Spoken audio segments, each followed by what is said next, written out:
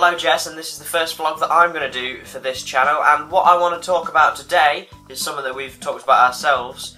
It is the new changes to the driver's licence thing. Apparently there's going to be some changes to the way that the government run driver's licences and how you can do your driving test and all sorts, and it's very confusing, and we should be looking forward to doing our driving test. We should be looking forward to starting to learn to drive and, you know, taking our driving test and hopefully being able to drive over to each other's houses a lot more easier rather than having to get the bus or get our parents to drive us everywhere. But what the government have now said is that we're not allowed to take our driving test until we're 18, which completely sucks because there's loads of other people in our years that are, you know, already taking their driving lessons and they're ready to do the driving tests later in the year, maybe in a couple of months. And we're not allowed to do it until a whole year. We can still get a provisional licence when we're 17, but we're not allowed to pass our test until we're 18.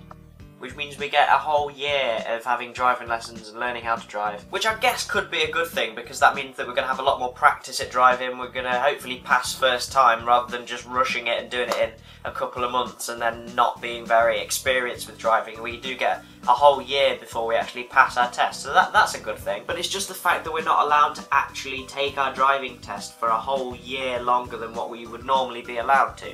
It's not very fair, is it really? So what do you think of this? I'm not really sure. I think it could be a good idea, the fact that it'll probably reduce the amount of crashes, because most people who pass their test when they're 17, they've already written it off by the time they're 18 anyway.